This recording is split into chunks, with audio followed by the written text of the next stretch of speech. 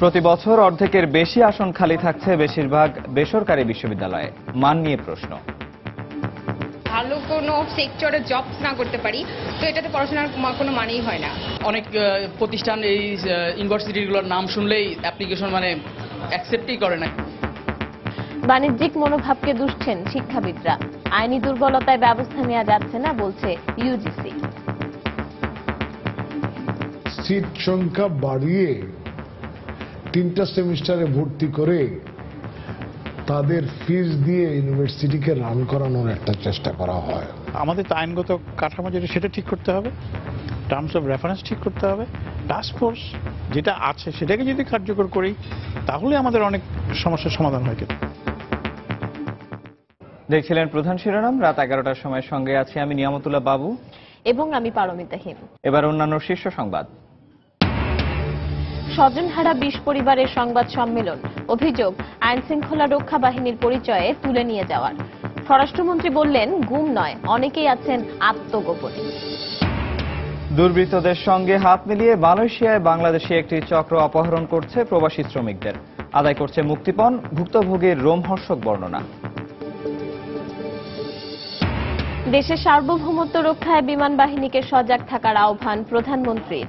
বঙ্গবন্ধু ঘাঁটিকে জাতীয় পতাকা প্রদান। বাংলাদেশের রিজার্ভ চুরির অর্থ ফেরত না দেওয়ার সিদ্ধান্তে ফিলিপিন্স গণমাধ্যমের কঠোর সমালোচনা। দায় প্রমাণিত, তাই ফেরত দিতে বাধ্য বললেন অর্থমন্ত্রী। এবং রাজধানীর কড়াইল বস্তিতে ভয়াবহ আগুনে পুড়ে গেছে 5 শতাধিক ঘর। ফায়ার সার্ভিসের 14টি ইউনিটের 2 ঘন্টার চেষ্টায় নিয়ন্ত্রণে। টাকা পয়সা অনেক কিছুই ছিল, কিচ্ছু নিতে পারি না আমরা, কিচ্ছু নিয়ে খালি জান নিয়ে গেছি।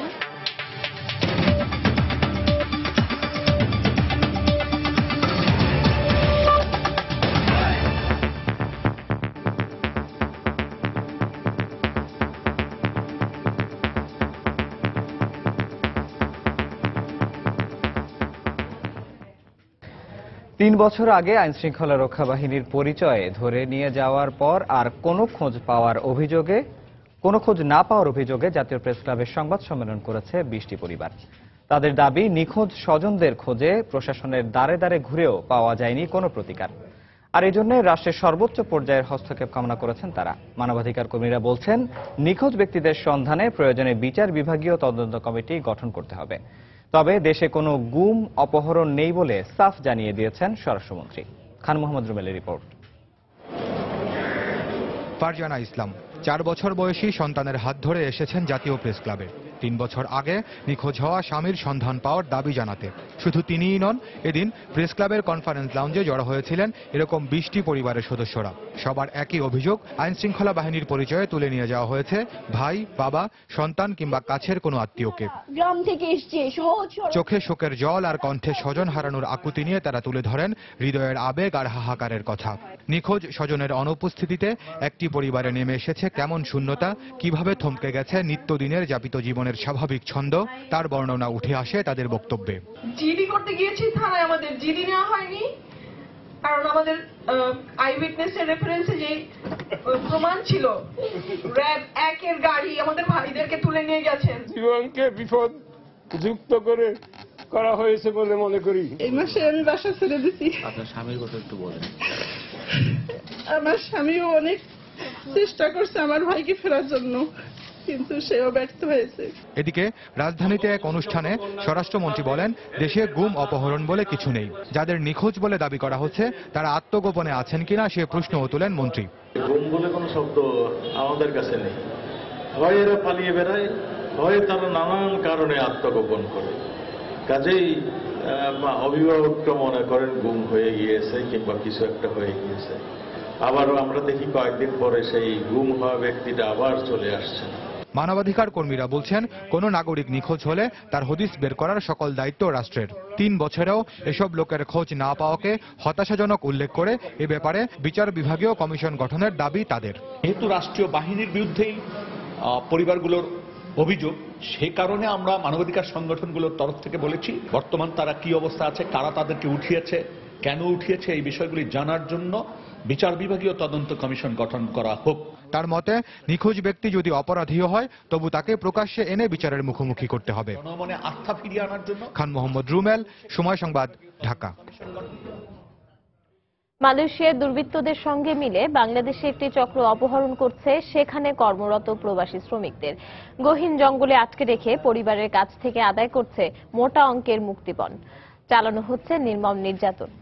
মালয়েশিয়ান পুলিশের সহায়তায় সম্প্রতি এমনই এক ভুক্তভোগীকে উদ্ধার করেছে র্যাব। বিস্তারিত তারেকুজ্জামান শিমুলের রিপোর্টে।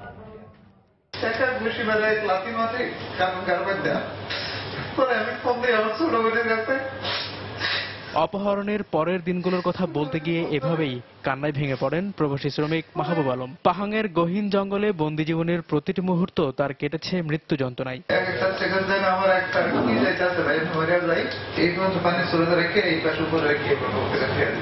সারা রাতের মধ্যে বর্ষা যেন আইসে, বর্ষার লেগে আমি দম সারতে পারতেছি না, শীতে মরে যাচ্ছে। পরে আতো বাংলা পাও বাংলাদেশে। মাহবুব জানায়, পুলিশ পরিচয়ে গত 26 নভেম্বর মধ্যরাতে পাহাঙের ভাড়া বাসা থেকে তাকে তুলে নিয়ে যায় মালয়েশিয়ান দুই যুবক। এরপর তাকে হস্তান্তর করা হয় 4 বাংলাদেশির হাতে। তারা তাকে নিয়ে যায় কুন্তাংয়ের গহীন জঙ্গলে। সেখানে আটকে রেখে চালানো হয় অকথ্য নির্যাতন। চাওয়া হয় মোটা অঙ্কের মুক্তিপণ। 10 লাখ টাকা দিতে হবে। আমি টাকা কই পাই না, বাড়িতে ফোন দেয়, যাবার বেচা কিনা টাকা দিয়ে দাও, আমি মরে যেতে আছি। ভাই করে টাকা কই পাইতেছি, টাকা তো পাইতে সময় লাগবে। সময় যত লয় তত আমার ওই জায়গা তৎক্ষণিক বেশি করতে থাকে। মুক্তিপণের টাকা আদায় করা হচ্ছিল অপহরণকারী চক্রের এদেশীয় সহযোগীদের দিয়ে।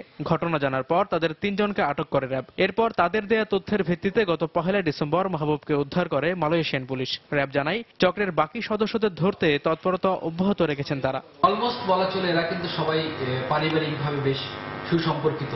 এই অপহরণকারী চক্রটি বাংলাদেশে যারা আছে এবং বিদেশেও যারা আছে টুরিস্ট হিসেবে গমন করে, এবং ওইখানে এরকম বেশ কিছু ইনসিডেন্ট করার পরে যেহেতু এটা মুক্তিবন্ত একটি সহজ উপায় খুব কম সময়ে অর্থ উপার্জনের জন্য, সেক্ষেত্রে কিন্তু তারা ওইটা করে আবার কিন্তু বাংলাদেশে ব্যাক করে। মুক্তিপণের টাকা না দিতে পারলে অনেককে কিন্তু তারা মেরেও ফেলে। অপহৃত মাহবুবের গ্রামের বাড়ি ভোলার চর আইচা উপজেলার দক্ষিণ চর আইচা গ্রামে। ভাগ্য পরিবর্তনের আশায় 2007 সালে মালয়েশিয়ায় পাড়ি জমায় সে। তারেকুজ্জামান শিমুল, সময় সংবাদ, ঢাকা। বিমান বাহিনীর সদস্যদের দক্ষতা ও মুক্তিযুদ্ধের আদর্শে সামনে এগিয়ে যাওয়ার আহ্বান জানিয়েছেন প্রধানমন্ত্রী শেখ হাসিনা। বলেছেন, জনগণের কষ্টার্জিত অর্থে বিমান বাহিনীর জন্য কেনা প্রতিটি যুদ্ধোপকরণ ব্যবহারে যত্নশীল হতে হবে। সকালে রাজধানীর কুর্মিটোলায় বিমান বাহিনী ঘাঁটি বঙ্গবন্ধুকে ন্যাশনাল স্ট্যান্ডার্ড দেওয়ার সময় এই নির্দেশ দেন প্রধানমন্ত্রী। এ সময় তিনি বলেন, বর্তমান সরকার আধুনিক ও প্রতিরোধক ক্ষমতা সম্পন্ন বাহিনী হিসেবে বিমান সেনাদের আগামীর জন্য গড়ে তুলছে। একটি স্বাধীন সার্বভৌম দেশের আকাশসীমাকে নিরাপদ ও শত্রুমুক্ত রাখার দায়িত্বে থাকে বিমান বাহিনী। এই বাহিনীর কার্যক্রম পরিচালনা হয় বিভিন্ন বিমান ঘাঁটি থেকে। বিমান বাহিনীর আধুনিকায়নের প্রক্রিয়ায় 2013 সালে পূর্ণাঙ্গ ঘাঁটি হিসেবে যাত্রা শুরু করে বাংলাদেশ বিমান বাহিনী ঘাঁটি বঙ্গবন্ধু। রোববার সকালে এই ঘাঁটিকে ন্যাশনাল স্ট্যান্ডার্ড তুলে দেন সরকার প্রধান ও প্রতিরক্ষা মন্ত্রী শেখ হাসিনা।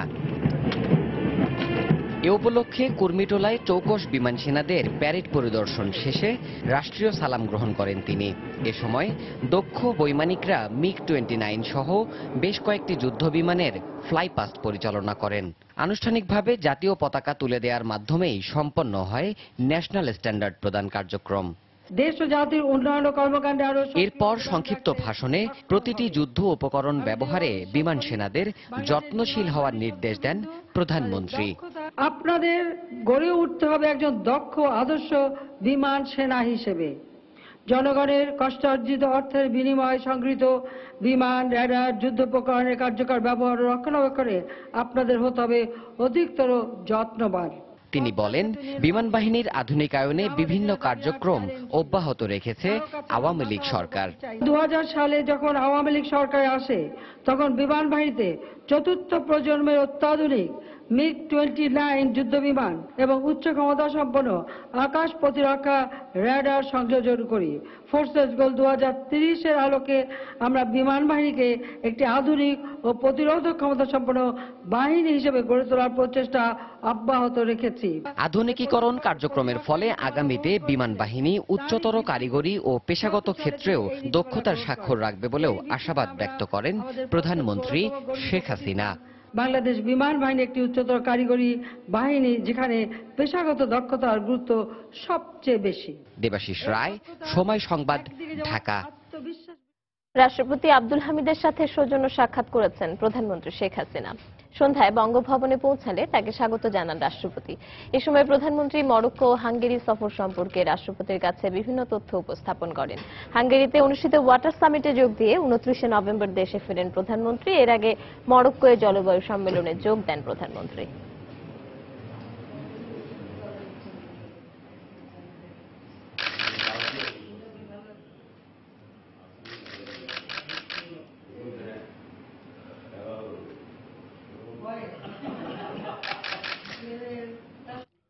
বাংলাদেশ ব্যাংকের রিজার্ভ থেকে চুরি যাওয়া অর্থ ফেরত দিতে ফিলিপিন্সের রিজাল কমার্শিয়াল ব্যাংকিং কর্পোরেশন RCBC অস্বীকার করলেও পুরো টাকা ফেরত পেতে আশাবাদী বাংলাদেশের সরকার।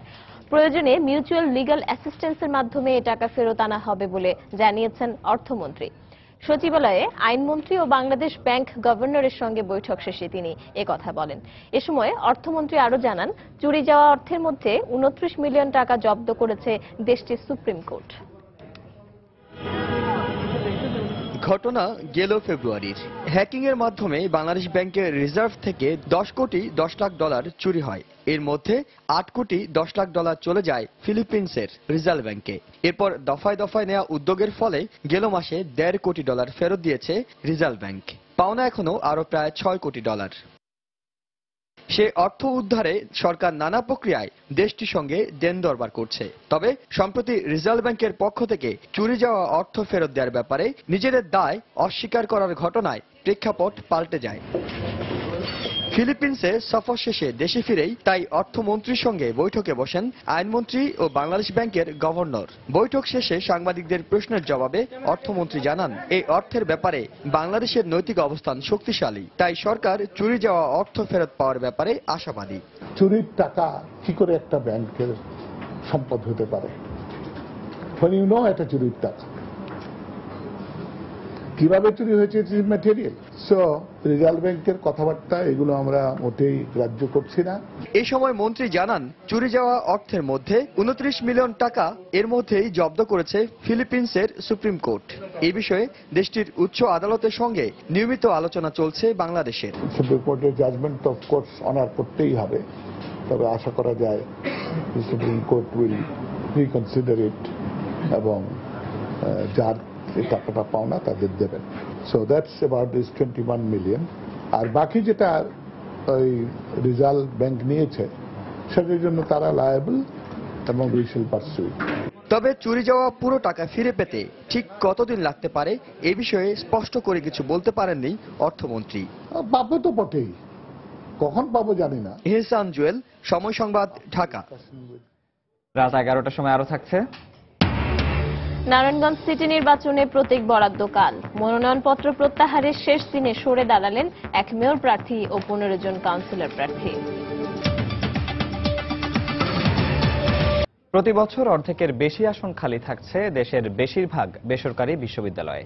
অনুন্নত প্রাতিষ্ঠানিক কাঠামো এবং বাণিজ্যিক মনোভাবের কারণে এমনটা ঘটছে বলে মনে করছেন সংশ্লিষ্টরা। তবে আইন সংস্কার না করায় ব্যবস্থা নেওয়া যাচ্ছে না বলেও জানিয়েছেন বিশ্ববিদ্যালয় মঞ্জুরি কমিশনের চেয়ারম্যান। আশরাফুল ইসলামের ক্যামেরায় আজহার লিমনের রিপোর্ট। পুরান ঢাকায় অবস্থিত এই বিশ্ববিদ্যালয়টি অনুমোদন পেয়েছে 1993 সালে। সরকারের কাছ থেকে 3000 আসনের অনুমতি নিলেও বিশ্ববিদ্যালয়টিতে গেল শিক্ষাবর্ষে ভর্তি হয়েছে মাত্র 138 জন। বর্তমানে এ প্রতিষ্ঠানের শিক্ষার্থীর সংখ্যা 350 এর মতো। এভাবে শতকের কিংবা 1000-এর ঘরে শিক্ষার্থী নিয়ে চলছে দেশের কমপক্ষে 32টি বিশ্ববিদ্যালয়। প্রতি বছরই যে প্রতিষ্ঠানগুলোতে অপূর্ণ থাকছে গড়ে 57% আসন। ইউজিসির সর্বশেষ তথ্য মতে স্নাতক ও স্নাতকোত্তর মিলে আসন সংখ্যা যেখানে প্রায় 2,80,000, সেখানে বিশ্ববিদ্যালয়গুলোতে শিক্ষার্থী সংখ্যা 1,20,000-এর মতো। কিন্তু কেন নির্ধারিত আসনের বিপরীতে শিক্ষার্থী পাচ্ছে না বিশ্ববিদ্যালয়গুলো? অনেকগুলো ইউনিভার্সিটি স্থায়ী ক্যাম্পাসের জমি কিনেছে, স্থায়ী ক্যাম্পাস করেছে, অনেকে পুরোপুরি শিফট হয়েছে, অনেকে আংশিক শিফট হয়েছে। তো সেদিক থেকে ইউনিভার্সিটি উদ্যোক্তা পরিবারেরও মূল লক্ষ্যটা ছিল এখন বা আছে স্থায়ী ক্যাম্পাসের দিকে। শুধু মেয়েদের জন্য আজকে যদি আমরা এটা খুলে দেই যে ছেলে মেয়ে আসতে পারবে, তাহলে কিন্তু আমি জানি যে অনেক আমরা ছাত্রছাত্রী পাবো। অবশ্য শিক্ষার্থীরা বলছেন ভিন্ন কথা। বিএ শেষ করে যদি এটাতে কোনো ভালো কোনো সেক্টরে জব না করতে পারি, তো এটাতে পড়াশোনার কোনো মানেই হয় না। অনেক প্রতিষ্ঠান এই ইউনিভার্সিটিগুলোর নাম শুনলেই অ্যাপ্লিকেশন মানে অ্যাকসেপ্টই করে না। শিক্ষাবিদরা বলছেন এমন পরিস্থিতিতে শীঘ্রই যথাযথ পদক্ষেপ না নিলে দীর্ঘমেয়াদে বড় ক্ষতির মুখে পড়বে বেসরকারি খাতের উচ্চশিক্ষা ব্যবস্থা। সিট সংখ্যা বাড়িয়ে 3টা সেমিস্টারে ভর্তি করে তাদের ফিস দিয়ে ইউনিভার্সিটিকে রান করানোর একটা চেষ্টা করা হয়। সেটা আসলে ইউনিভার্সিটি রানও করা হয় না, কোয়ালিটিও মেনটেন করা ডিফিকাল্ট হয়। নামি দামি বিশ্ববিদ্যালয়গুলোতে অর্থের অভাবে সেখানে ভর্তি হতে পারে না, আবার সাইনবোর্ড সর্বস্ব বিশ্ববিদ্যালয়ে শিক্ষার্থীরা যায় না। গুণগত মান ধরে নিশ্চিত করার জন্য ব্যবস্থা নিতে হবে। তবে ইউজিসি বলছে আইনগত সীমাবদ্ধতার জন্য ব্যবস্থা নেওয়া যাচ্ছে না। আমরা এখন যে আমাদের আইনের কাঠামো আছে সেই কাঠামোর ভিত্তিতে আমরা সরাসরি কোনো এক্সিকিউটিভ সিদ্ধান্ত নিতে পারি না। আমাদের তো আইনগত কাঠামো যেটা সেটা ঠিক করতে হবে, টার্মস অফ রেফারেন্স ঠিক করতে হবে, টাস্কফোর্স যেটা আছে সেটাকে যদি কার্যকর করি তাহলে আমাদের অনেক সমস্যার সমাধান হয়। কিন্তু 1992 সাল থেকে 2011 পর্যন্ত এই 2 দশকে অনুমোদন পেয়েছে 52টি বেসরকারি বিশ্ববিদ্যালয়। এরপর 2012 থেকে 2016 এই 5 বছরেই অনুমোদন দেয়া হয়েছে 43টি নতুন বিশ্ববিদ্যালয়ের। আজহার লিমন, সময় সংবাদ, ঢাকা। রাজধানীর মহাখালীর কড়াইল বস্তিতে ভয়াবহ আগুন লেগে পুড়ে গেছে 5 শতাধিক ঘর। ফায়ার সার্ভিসের 14টি ইউনিটের চেষ্টায় 2 ঘণ্টা পর আগুন নিয়ন্ত্রণে আসে। লেপ্তশোকের দোকান থেকে আগুনের সূত্রপাত হয়েছে বলে জানিয়েছে ফায়ার সার্ভিস। এদিকে ঘটনাস্থল পরিদর্শন করে ঢাকা উত্তর সিটি মেয়র আনিসুল হক আগুনে ক্ষতিগ্রস্তদের সহায়তার আশ্বাস দিয়েছেন। প্রত্যক্ষদর্শীরা জানায় রোববার দুপুরে কড়াইল বস্তিতে হঠাৎ আগুন লাগে। কেউ কিছু বুঝে ওঠার আগেই আগুন দ্রুত ছড়িয়ে পড়ে। প্রাথমিকভাবে স্থানীয়রা আগুন নেভানোর চেষ্টা করলেও তা কাজে আসেনি। পরে ফায়ার সার্ভিসের 14টি ইউনিট ঘটনাস্থলে পৌঁছে আগুন নেভানোর চেষ্টা করে। প্রায় 2 ঘন্টার চেষ্টায় আগুন নিয়ন্ত্রণে আসলেও ততক্ষণে পুড়ে ছাই 5 শতাধিক ঘর ও দোকান। সব হারিয়ে নিঃস্ব হয়ে পড়েন প্রায় 1000 খানেক বাসিন্দা। 3 লাখ টাকা ছিল, পরশুদিনকে আমার আম্মু চাকরি করছে, ওই জায়গা থেকে নিয়ে আসে। কিচ্ছু নিতে পারি না, আমরা কিচ্ছু নিয়ে খালি জান নিয়ে গেছি। এখন কোথায় থাকবো, টাকাও তো নাই। আমাদের এখানে ফ্রিজ টিভি সবই আছে, এখানে কিছু পাই নাই। আর সমুদ্রে করা না, টাকা আছে 5 লাখ, এগুলো কিছু পাই নাই। ওদিক থেকে আগুনটা যখন রুমের ভিতরে চলে আসছে তখন তো সবাই যার যার জীবন নিয়ে ব্যস্ত, জিনিসের প্রতি কোনো নাই। আগুন লাগার সময় বস্তির বেশিরভাগ বাসিন্দা নিজ নিজ কর্মস্থলে থাকায় হতাহতের খবর পাওয়া না গেলেও গুরুতর আহত অবস্থায় এক নারীকে উদ্ধার করেছে ফায়ার সার্ভিস। প্রত্যক্ষদর্শীর বরাতে ফায়ার সার্ভিস জানায় তুলার দোকান থেকেই আগুনের সূত্রপাত। বাতাসের কারণে আগুনটা দক্ষিণ দিকে, এদিকে কিন্তু প্রসিড হয়নি, উত্তর দিকে না, বাতাসের কারণে আস্তে আস্তে স্প্রেড করে। এবং আমাদের কিন্তু এই যে পানি থাকাতে অতটুকু আমরা আগুনটাকে ব্লক দিয়ে আমরা আগুনটাকে নিয়ন্ত্রণ করেছি। স্ট্রাকচারটা কাঁচা এবং এখানে বাঁশ, তারপরে কাঠ, মুলি বাঁশ, এগুলো যেগুলো ছিল, আগুনটা একবার ফ্লেম যদি ম্যাচিউর হয়ে যায় এটাকে কন্ট্রোল করা খুব দূর হয়ে যায়। এদিকে আগুন লাগার খবর পেয়ে ঘটনাস্থল পরিদর্শনে আসেন ঢাকা উত্তর সিটি কর্পোরেশনের মেয়র আনিসুল হক। আশ্বাস দেন সহায়তার। এখানে যারা জনপ্রতিনিধি আছেন তাদেরকে বলেছি তারপরে আমরা দেখি কি করি। সব জায়গাতেই তো আমরা সাহায্যের হাত বাড়িয়েছি। মেয়র জানিয়েছেন বিস্তারিত তদন্ত করে ঘটনার কারণ ও ক্ষয়ক্ষতির হিসাব বের করা হবে। তাফসির বাবু, সময় সংবাদ, ঢাকা। সংবিধান অনুযায়ী শেখ হাসিনার অধীনেই নির্ধারিত সময়ে আগামী জাতীয় নির্বাচন হবে বলে জানিয়েছেন আওয়ামী লীগের সভাপতি মণ্ডলীর সদস্য ও 14 দলের মুখপাত্র মোহাম্মদ নাসিম। সকালে রাজধানীর ধানমন্ডিতে দলীয় সভাপতির কার্যালয়ে 14 দলের সভা শেষে সংবাদ সম্মেলনে তিনি এই কথা জানান।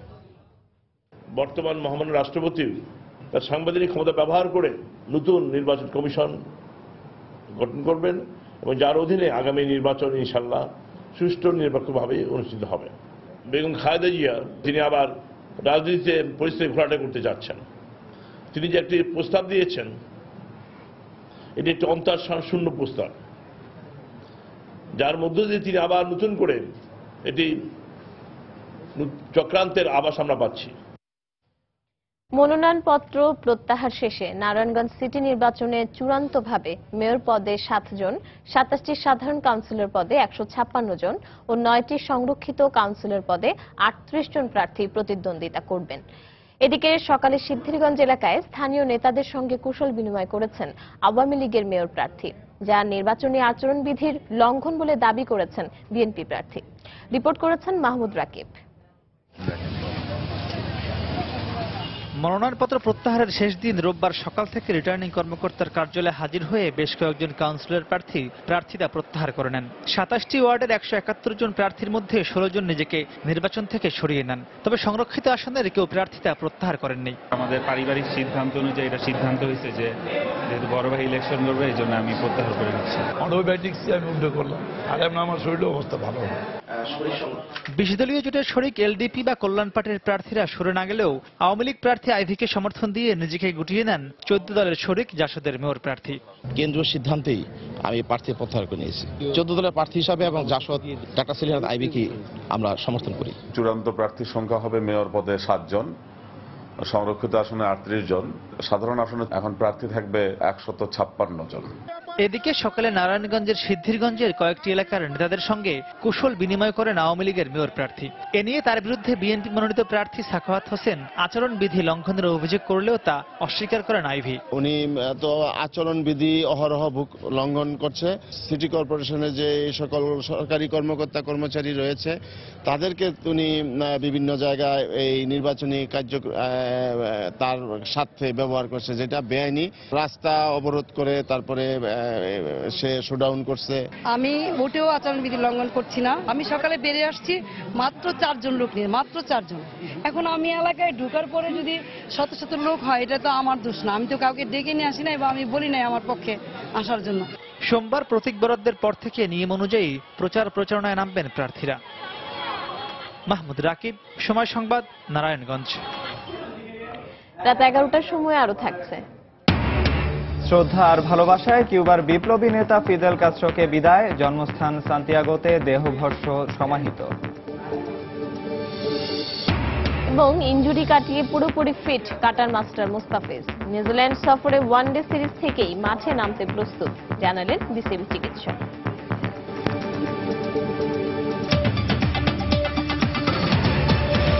আগামী 15 ডিসেম্বরের মধ্যে সারা দেশে বিনামূল্যে নতুন পাঠ্য বই পৌঁছে দেওয়া সম্ভব হবে বলে আশা প্রকাশ করেছেন শিক্ষামন্ত্রী নুরুল ইসলাম নাহিদ।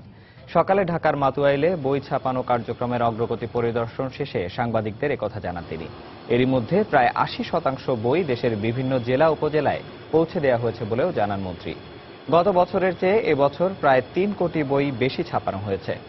প্রেস পরিদর্শন করে শিক্ষামন্ত্রী জানান, সরকার নির্ধারিত কাগজের বাইরে অন্য কোনো কাগজ ব্যবহার করলে অভিযুক্ত প্রতিষ্ঠানের বিরুদ্ধে ব্যবস্থা নেওয়া হবে।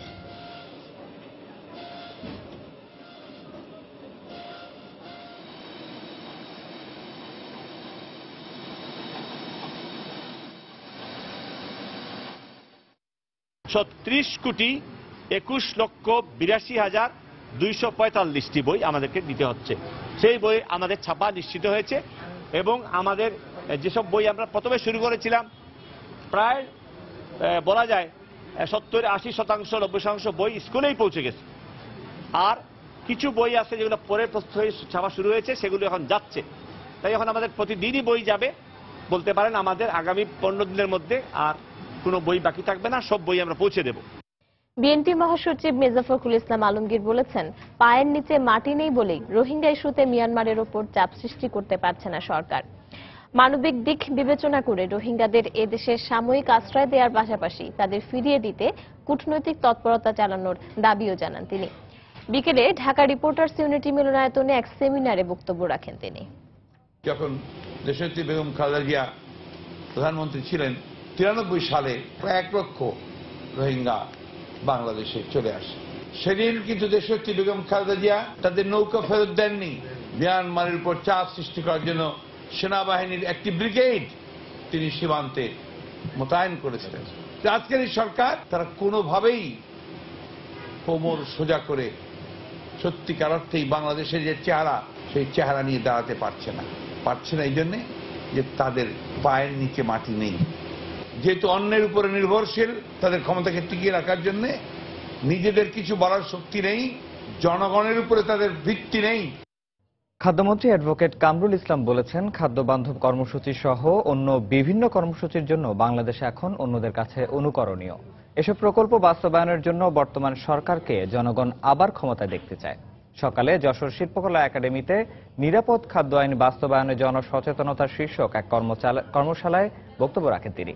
ওই উপাদান থেকে শুরু করে আপনাদের প্যাকেটজাত থেকে শুরু করে খাবার টেবিল পর্যন্ত নিরাপদ রাখতে হবে, পরিষ্কার কথা।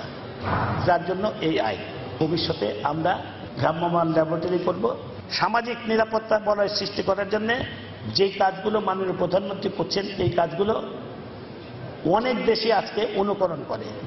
খাদ্যবান্ধব কর্মসূচি এবং অন্যান্য কর্মসূচিগুলো যদি আমরা বাস্তবায়ন করতে পারি, আমরা যদি নিরাপদ খাদ্যের ব্যবস্থা করতে পারি, খাদ্য নিরাপত্তা দিতে পারি আমার বাংলাদেশের 16 কোটি মানুষকে, এই কর্মসূচিগুলোই ইনশাল্লাহ আগামী নির্বাচনে শেখ হাসিনাকে আবার প্রধানমন্ত্রীর আসনে বসাবে, এই কর্মসূচিগুলোর বাস্তবায়নের মধ্য দিয়ে। দেশের বাইরের খবর। শ্রদ্ধা আর ভালোবাসায় বিদায় জানানো হলো কিউবার বিপ্লবী নেতা ফিদেল ক্যাস্ট্রোকে। তার দেহভস্ম সমাহিত করা হলো জন্মস্থান সান্তিয়াগোতে, যেখানে শায়িত আছেন স্বাধীনতা আন্দোলনের নেতা হোসে মার্তি সহ কিউবা বিপ্লবের বহু কাণ্ডারি। ফিদেলের দেহভস্ম সান্তিয়াগোয়ে পৌঁছানোর সময় রাস্তার দুপাশে লাখ লাখ মানুষের ঢল নামে। এ সময় অশ্রুসিক্ত লাখো মানুষ স্মরণ করলেন প্রিয় নেতাকে। শেষ বিদায় অনুষ্ঠানে দেয়া বক্তব্যে ভাই রাহুল ক্যাস্ট্রো অঙ্গীকার করেন, ভাইয়ের দেখানো পথে কিউবাকে এগিয়ে নিয়ে যাবেন তিনি। অনুষ্ঠানে ভেনেজুয়েলা, নিকারাগুয়া, বলিভিয়ার প্রেসিডেন্ট উপস্থিত ছিলেন।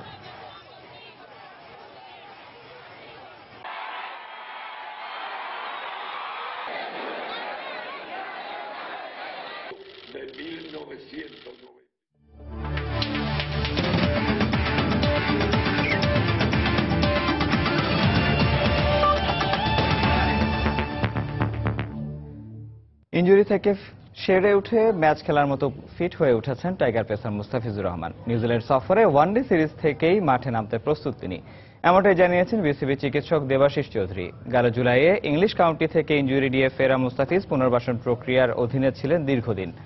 এতদিন ছোট রান আপে কম গতিতে বোলিং করলেও আজ লম্বা রান আপ ও পূর্ণ গতিতে বোলিং করেছেন তিনি। বিসিবি একাডেমি গ্রাউন্ডে সকালে 5 ওভার বোলিং করার পর বিশ্রাম নিয়ে আরও 4 ওভার বল করেছেন কাটার মাস্টার। বোলিং করার সময় ইনজুরি আক্রান্ত কাঁধে কোনো ব্যথা অনুভব করেননি তিনি।